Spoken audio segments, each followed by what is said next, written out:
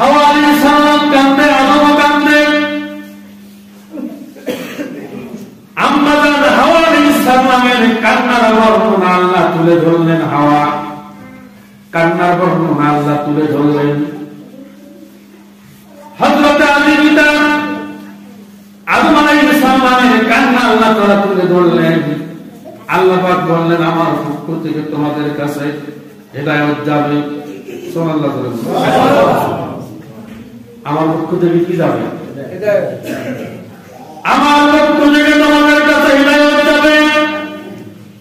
ফামান তাবিআ হুদায়া ফালা খাউফুন আলাইহিম ওয়ালা হুম ইয়াহজানুন।